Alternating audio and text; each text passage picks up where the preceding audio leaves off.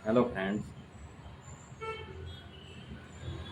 आज मैं आपको एक बहुत ही उत्तम मेडिसिन बताता हूँ जिसके शिकार अधिकतर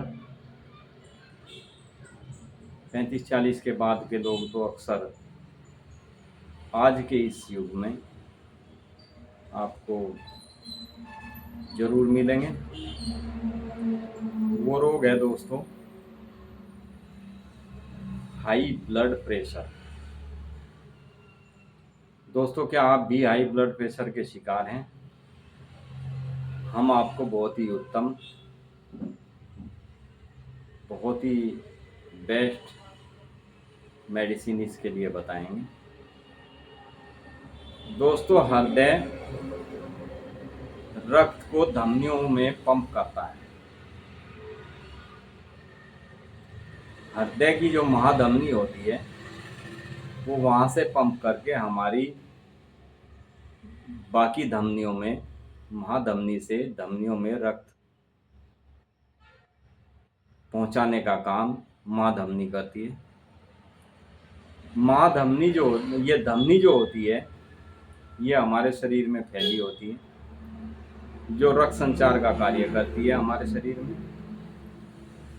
ये धमनियाँ रबड़ की तरह बहुत ही लचीली होती हैं। जब हृदय रक्त को महाधमनी से एक तरह से धक्का देकर धमनियों में जब रक्त जाता है तब उस धक्के से ये धमनियाँ फैल जाती है। परंतु ये धमनियाँ कई बार बहुत ज़्यादा कड़ापन आ जाता है इनमें, और रक्त का वेग ये सहन नहीं कर पाती। उसकी गति या उसका दबाव बढ़ जाता है और व्यक्ति हाई ब्लड प्रेशर, हाइपरटेंशन का शिकार हो जाता है। इसी को ही हाई ब्लड प्रेशर, हाइपरटेंशन कहते हैं। बचपन में ये धमनियाँ बहुत लचीली होती है, क्योंकि बचपन में बच्चा केवल दूध फ्रूट के ऊपर रहता है, लेकिन जैसे जैसे उम्र बढ़ती जाती है, उम्र बढ़ने के साथ साथ हमारे खान पान में चेंजिंग आने लगती है। हमारा खान पान चेंज हो जाता है। हम नमक का बहुत ज़्यादा खाने लगते हैं, तला हुआ बहुत ज़्यादा खाने लगते हैं, चटपटी चीज़ ज़्यादा खाते हैं। चिकनाई युक्त भोजन बहुत ज़्यादा करने से धमनियाँ कड़ी पड़ जाती है, उनमें कोलेस्ट्रॉल जमना शुरू हो जाता है, लचीलापन उनका ख़त्म हो जाता है। तब वे रक्त के प्रवाह को बर्दाश्त नहीं कर पाती, रक्त के दबाव से फैल नहीं पाती।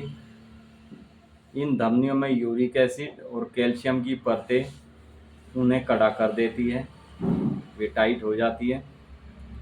इसका ही कारण है कि कई बार धमनियों से रुधिर का वेग यानी ब्लड का वेग, ब्लड का प्रेशर जिसको कहते हैं, वो सहन नहीं कर पाती है। तब ये कहीं पर भी फट जाती है। दिमाग की फट जाए तो ब्रेन हेमरेज हो जाता है, कई बार पेट में फट जाती है, या अन्य कई स्थानों में फटने के परिणाम स्वरूप रक्त बहना शुरू हो जाता है। इसी कारण कई बार रोगी व्यक्ति की मृत्यु तक हो जाती है, नसों के दबाव में रक्त प्रवाह होने से उनके फटने की वजह से। ये आजकल जीवन में सबसे मेन चीज़, बीमारी का कारण है बहुत ज़्यादा स्ट्रेस, क्लेश, चिंताओं की भरमार, खान पान में लापरवाही के कारण रोगी दिनों दिन रोगी का रोग बढ़ता चला जाता है। ऐसी स्थिति में रोगी को रोग अपनी चपेट में ले लेता है अतः आपको सावधानी इसमें रखनी बहुत ज़रूरी है। क्या क्या सावधानी इसमें रख सकते हैं, ये आप जानते हुए भी ये सोच लेते हैं कि दवाई तो हम खा ही रहे हैं, फिर हमें अपने जीभ के स्वाद को क्यों खराब करना है। सबसे पहले दोस्तों, बीमारी को ठीक करने के लिए दवाई से भी ज़्यादा ज़रूरी परहेज होता है। ये आपने भी सुना होगा, पहले से ही बड़े बुजुर्ग लोग कहते आए हैं कि 100 दवाई 1 परहेज। यदि आप 100 परहेज कर लेंगे तो आपको किसी दवाई की आवश्यकता नहीं पड़ेगी। अतः आप भोजन में नमक की मात्रा कम कर दें। नशा किसी भी किस्म का यदि आप करते हो उससे बचें, उसको त्याग करना बहुत ज़रूरी है। भोजन आप खाएं या ना खाएं, पानी का अधिक मात्रा में आपको सेवन करना चाहिए। मांस, मदिरा, चर्बी युक्त भोजन आपको हर हालत में त्यागना होगा। भोजन में आपको चने की दाल का सेवन ज़्यादा से ज़्यादा आप करें, धुली हुई चने की दाल, और इसके साथ विटामिन सी भी अपने आहार में लेना शुरू करें तो आप इस बीमारी से आपका बचाव हो सकता है, और बचाव होना बहुत ज़रूरी है। अब हम आपको दवाई और उन दवाइयों को कैसे कैसे आपको प्रयोग में लाना है वो बताते हैं।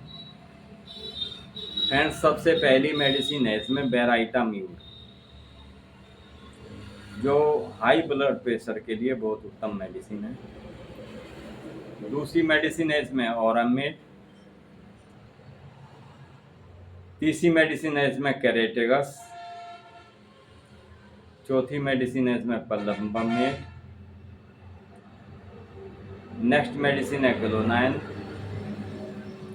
और लास्ट मेडिसिन है इसमें डेजिटेलिस। ये सभी मेडिसिन आप, यदि आपको ठीक होना है तभी हम आपको इतनी मेहनत से और इतनी डीपली एक एक मेडिसिन समझाने की कोशिश करते हैं, ताकि हमारे देश का हर व्यक्ति स्वस्थ हो सके। उद्देश्य हमारा यही है, आपसे यही हम आप लोगों से उम्मीद करते हैं कि आप अपने स्वास्थ्य को सही रखें। तो ये मेडिसिन आप 30 पोटेंसी में आप शुरू में 10-10 ml की शीशी लें, और एक बड़ी शीशी में इनको मिला के रख लें, और इसकी मात्रा आपको 5 से 10 बूंद दवाई 1/4 कप पानी में। यदि बीपी बहुत ज़्यादा है तो आप शुरू में इसको 2-2, 3-3 घंटे बाद लें। जैसे ही आपका ब्लड प्रेशर नॉर्मल होना शुरू हो जाता है तो दिन में 4 बार लें, फिर आप दिन में 3 बार लें। जब आपका बीपी नॉर्मल स्टेज में आ जाता है फिर आप सावधानी के तौर पर कुछ समय के लिए सुबह शाम इस दवाई का सेवन करें। ये हार्ट टॉनिक है, आपके बीपी को, हार्ट को स्वस्थ रखता है। हार्ट स्वस्थ रहेगा तो आपका बीपी ठीक रहेगा, बीपी ठीक रहेगा तो आप स्वस्थ रहेंगे, खुशहाल रहेंगे।